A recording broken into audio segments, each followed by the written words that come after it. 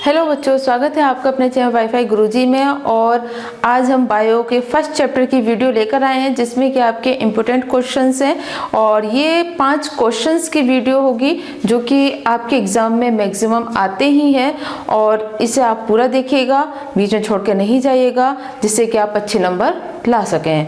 और हम इसके साथ ही अगर आप हमारी वीडियो और नोट्स चाहते हैं तो wifi-guruji.com नाम से हमारी वेबसाइट है जिस पर कि हमारे सभी वीडियोस हैं और नोट्स भी हैं, आप वहां जाके देख सकते हैं। तो आज हम बात करेंगे बायो के इम्पोर्टेंट चैप्टर्स, फर्स्ट चैप्टर के 5 इम्पोर्टेंट क्वेश्चंस की, जिसमें कि सबसे पहला क्वेश्चंस बच्चों ये आता है, प्रकाश संश्लेषण किसे कहते हैं, इसकी रासायनिक अभिक्रिया की समीकरण लिखिए व आवश्यक विभिन्न घटकों के नाम लिखिए।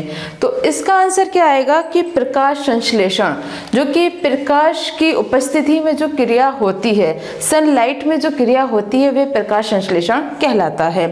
अब इसमें क्या है कि यह एक उपचायक क्रिया है, ये आप ध्यान रखेंगे। ये कैसी क्रिया है? वह एक उपचायक क्रिया है जिसके द्वारा अकार्बनिक सरल यौगिक आपके क्या होते हैं, जैसे कार्बन डाइऑक्साइड है और H2 है, जो हमारी कोशिकाओं में जाकर क्रिया करते हैं। तो अकार्बनिक सरल यौगिक जिसमें कि जल तथा CO2 को प्रकाशीय ऊर्जा के द्वारा, मतलब कि सनलाइट, प्रकाश की उपस्थिति में कार्बोहाइड्रेट में बदला जाता है। कार्बोहाइड्रेट्स का मतलब होता है वह कंपाउंड जिसमें कार्बन, हाइड्रोजन और ऑक्सीजन ये उपस्थित होते हैं, वह कार्बोहाइड्रेट कहलाता है। तब प्रकाशीय ऊर्जा का प्रयोग हम करते हैं। अगर पौधों की बात करें तो उसमें जो क्रिया होती है पर्णहरित, मतलब क्लोरोफिल की उपस्थिति में होती है। क्लोरोफिल ऐसा पिगमेंट है जिससे कि पत्तियों का रंग हरा दिखाई देता है। तो ये इसका आंसर ये आएगा कि प्रकाश संश्लेषण एक उपचायक क्रिया है जिसके द्वारा अकार्बनिक सरल यौगिक जल व H2O को प्रकाशीय ऊर्जा के द्वारा, मतलब कि प्रकाशीय ऊर्जा प्रकाश में, सनलाइट में प्रकाशीय ऊर्जा के द्वारा कार्बोहाइड्रेट में बदला जाता है। और ये प्रकाशीय ऊर्जा जो होती है क्लोरोफिल की उपस्थिति में ही होती है। इसका जो प्रकाशीय ऊर्जा का प्रयोग जो होता है क्लोरोफिल में किया जाता है। अब रिएक्शन समझिएगा। रिएक्शन क्या है कि कार्बन डाइऑक्साइड, मतलब कि कार्बन डाइऑक्साइड CO2 जो कि हम छोड़ते हैं गैस, आपको श्वसन क्रिया तो पता ही होगी कि जब रेस्पिरेशन की रिएक्शन होती है तो ऑक्सीजन हम लेते हैं और कार्बन डाइऑक्साइड को हम छोड़ते हैं, और कार्बन डाइऑक्साइड को लेते हैं, पौधे लेते हैं। तो पौधों में क्या है कि जब पौधे हैं तो उसमें क्या हुआ, कार्बन डाइऑक्साइड उन्होंने ली और ऊपर से हमने पौधों में जल डाला, और ये क्रिया पौधा कहाँ है, धूप में रखा हुआ है, मतलब धूप प्रकाश में रखा हुआ है, सूर्य के प्रकाश में रखा हुआ है। तब इसमें जल दिया और उसमें कार्बन डाइऑक्साइड जो कि वो रेस्पिरेशन के द्वारा उसमें होती है, तो उसके द्वारा और ये क्लोरोफिल में ये अभिक्रिया हो जाएगी, जिससे कि ये कार्बन, ये हाइड्रोजन मिलकर क्या बनाएंगे, कार्बोहाइड्रेट। कार्बोहाइड्रेट किसे कहा है, जिसमें कार्बन, हाइड्रोजन, ऑक्सीजन प्रेजेंट होते हैं, तो कार्बोहाइड्रेट ये बनाते हैं, और जिसे हम क्या कहेंगे, ग्लूकोज। ये कहलाएगा आपका ग्लूकोज। कार्बोहाइड्रेट में क्या बना, ग्लूकोज बना, प्लस साथ के साथ H2O बना, प्लस साथ के साथ इसमें से ऑक्सीजन भी निकली। तो ये क्या हुआ, प्रकाश संश्लेषण के द्वारा पौधे जो होते हैं CO2 प्लस H2O इससे क्रिया होती है पर्णहरित, और जिसमें कि ग्लूकोज प्लस जल और ऑक्सीजन निकलती है, और ऑक्सीजन जो होती है मनुष्य रेस्पिरेशन के थ्रू लेते हैं, तो रेस्पिरेशन के द्वारा ये ली जाती है। अब इसमें यह पूछा गया है कि इसके आवश्यक विभिन्न घटक क्या हैं। आवश्यक विभिन्न घटक क्या होंगे, सबसे बड़ी बात है कि पौधा होना चाहिए है, उसके साथ साथ क्या है कि जल की आवश्यकता होगी, और उसमें जो पौधा लगा हुआ है गमला, उसकी आवश्यकता होती है, जिसमें की सारी अभिक्रियाएं होती हैं। तो ये कहलाती है इसके आवश्यक विभिन्न घटक। तो ये था इसका आंसर जो कि इंपॉर्टेंट है, आपका पूछा जाता है। अब बात करते हैं श्वसन को परिभाषित करिए। ये दोनों क्वेश्चन बच्चों मैंने इसलिए लिए क्योंकि इन दोनों की रिएक्शन बहुत सिमिलर है। इसकी जस्ट उल्टी रिएक्शन आपकी रेस्पिरेशन की डेफिनेशन में आ जाती है। तो रेस्पिरेशन की रिएक्शन जो होती है फोटोसिंथेसिस की जस्ट अपोजिट होती है।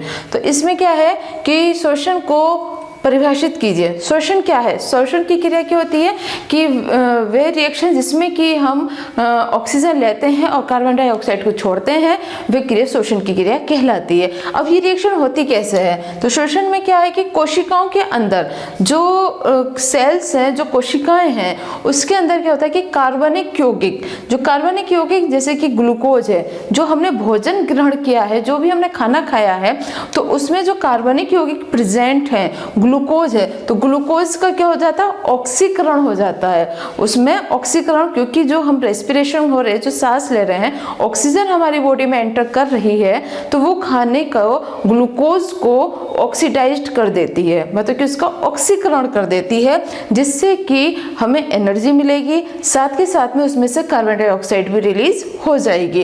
तो यह क्रिया क्या कहलाती है? श्वसन की क्रिया कहलाती है। और इसमें जो ऊर्जा निकलती है, ये क्वेश्चन पूछे जाते हैं, इसमें जो ऊर्जा निकलती है वो किस फॉर्म में निकलती है? तो ऊर्जा जो निकलेगी वो एटीपी के फॉर्म में निकलेगी, एटीपी अणुओं के रूप में वो संचित हो जाती है। तो इसकी रिएक्शन क्या आएगी? जैसे ये हमने लिया कार्बोहाइड्रेट, कार्बोहाइड्रेट मतलब कि ग्लूकोज, ग्लूकोज में हमने ऑक्सीजन से इसकी क्रिया हुई, जो कि हम रेस्पिरेशन के थ्रू लेते हैं। तो ऑक्सीजन से जब क्रिया हुई तो इस ऑक्सीजन ने इस कार्बन से क्रिया करके क्या बनाया? कार्बन डाइऑक्साइड बना दिया। अब यहाँ ये H2O बचा है, तो ये H2O क्या करेंगे? जल का मोल निकाल देंगे, और साथ के साथ में 673 किलो कैलोरी इसमें से निकलती है।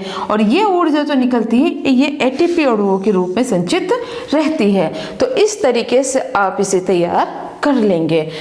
प्रकाश संश्लेषण इसका देखिएगा, अगर कंपैरेटिवली इसको देखते हैं हम, तो जस्ट इसका उल्टा है यहाँ पर कि ग्लूकोज में ऑक्सीजन से रिएक्शन हुई, जिससे कि कार्बन डाइऑक्साइड और जल के मोल इसमें निकल जाते हैं। तो इस तरीके से आप तैयार कर लेंगे। अब देखिएगा इसके अगले क्वेश्चंस जो कि आते हैं आपके, देखिएगा अब आगे इसके जो क्वेश्चंस है, ग्लूकोज से रिलेटेड ही क्वेश्चंस आज मैं आपको करा रही हूँ, जो कि इस टॉपिक पर आपके आते हैं और मैक्सिमम ये पूछे जाते हैं। तो जैसे कि एक ये क्वेश्चन है, एक ग्लूकोज अणु के पूर्ण ऑक्सीकरण से एटीपी के कितने अणु प्राप्त होते हैं?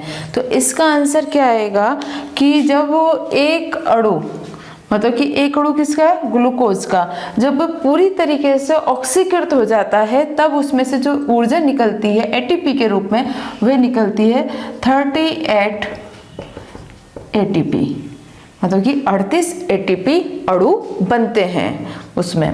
तो इस तरीके से इसका आंसर क्या आएगा? 38 एटीपी अणु बनते हैं जब ग्लूकोज का एक अणु ऑक्सीकृत होता है।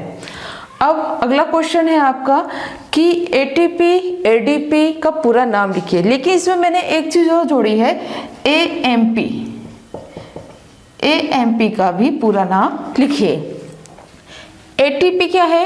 एडिनोसिन, टी से आ जाएगा ट्राई, पी से आ जाएगा फॉस्फेट, एडिनोसिन ट्राई फॉस्फेट, मतलब कि 3 हो गए। फिर ADP adenosine diphosphate, AMP adenosine monophosphate. अगर आप इसको देखें तब क्या है, ऐसे क्या रहा है तीनों में? Adenosine adenosine adenosine. पी से क्या रहा है आपका? फॉस्फेट।